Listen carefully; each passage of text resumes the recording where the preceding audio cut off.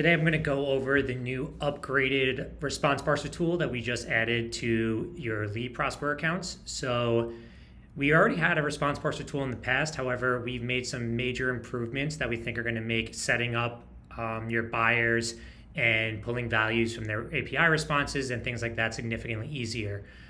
So let's just dive in and I can show you the new layout and how things are going to work moving forward. So right here you can see that we have our setup. For right now, we have a new delivery method area. And if you were to go in here and let's work on doing a direct post setup, you click here and you'll see that we have a new sort of layout here for the post body. Relatively the same in terms of the payload, but then we also have the URLs, the headers and the timeouts in a little bit of a different format. So first thing I'm going to do is open up my sample API specs here, and I'm just going to go in and start setting it up very generically.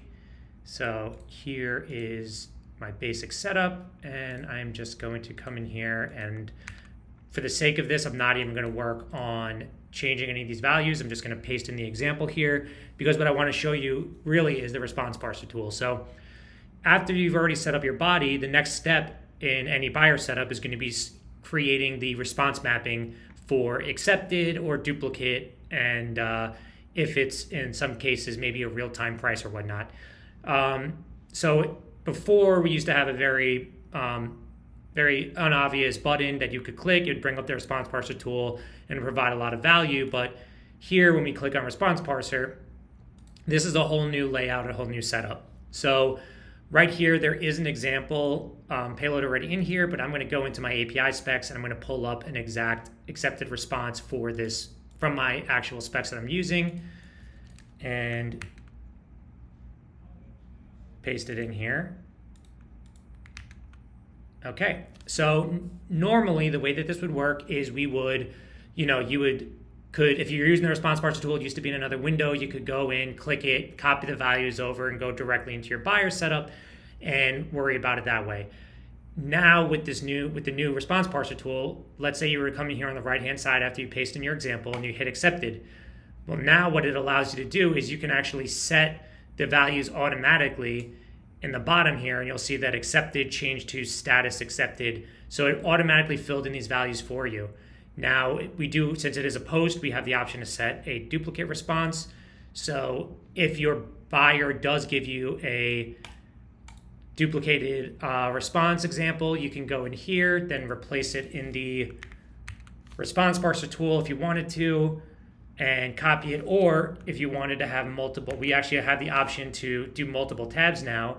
So let's say you wanted to save this as the post accepted response, and then you wanted to come in here and hit new, and we can create the post duplicated response. All right, and then we can paste this in here. Now we have the ability to swap through them if we wanted to for different reasons. And now we have our status duplicated. So if I click this to set the duplicated value, I would just select the duplicated option up here and it would set it for me. I can apply the configuration and it automatically sets it.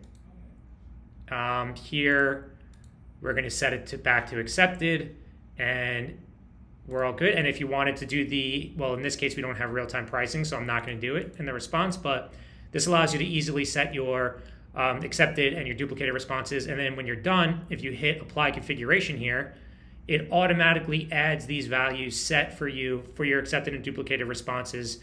And it does everything for you. It automatically places it in there, and all you have to do is hit save and you're good to go. And now if you were to come in here and just run a test, and you see everything is working in terms of the Response Parser and whatnot. So that's super helpful on the direct post side. Now let's do another setup. But in this case, we'll do one let's create another buyer, same buyer, but we'll just change it to we'll do a ping post setup in this case.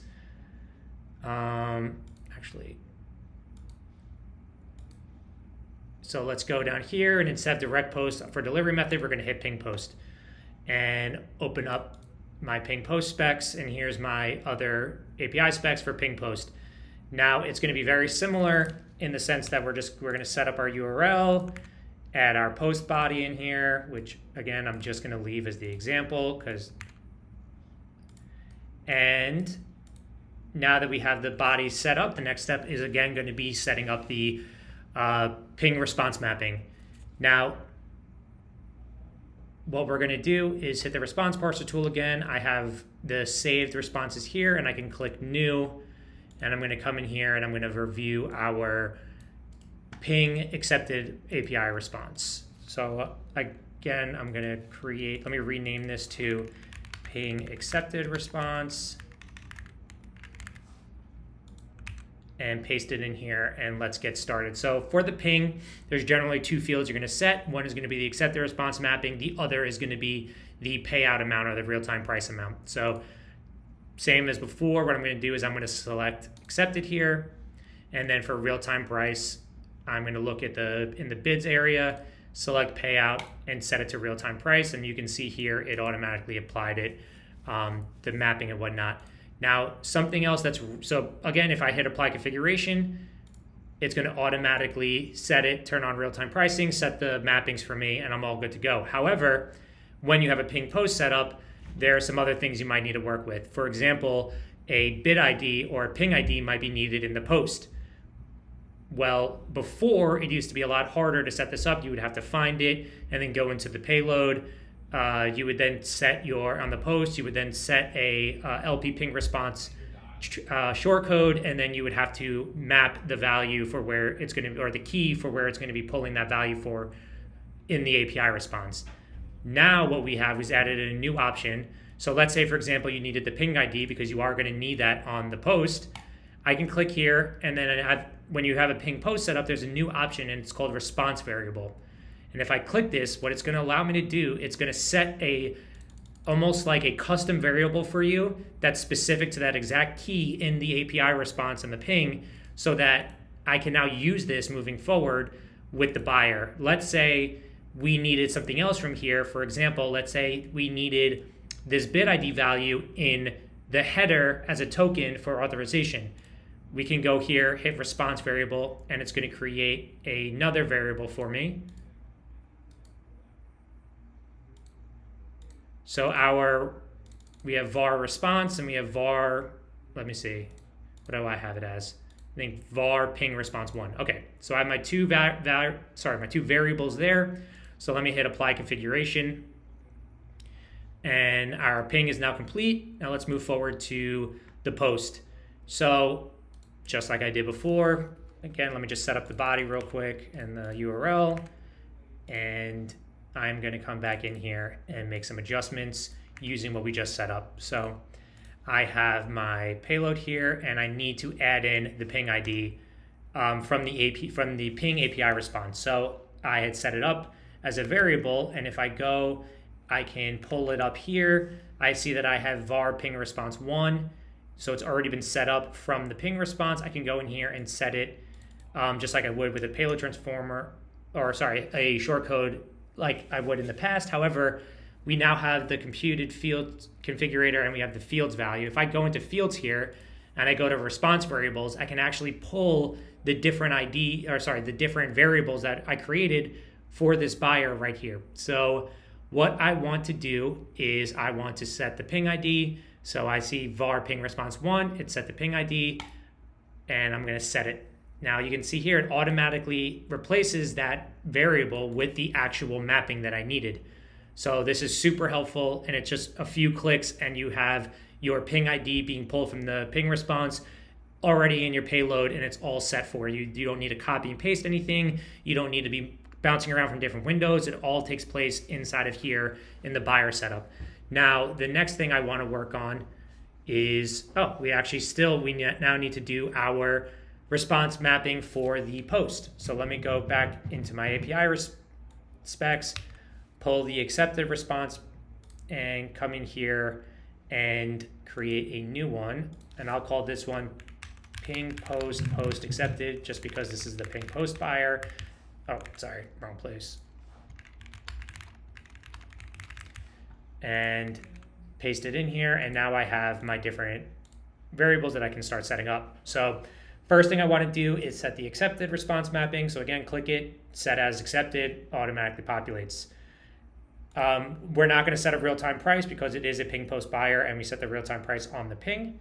However, I am going to actually use this to set the duplicated as well, because I know that the status is going to be duplicated.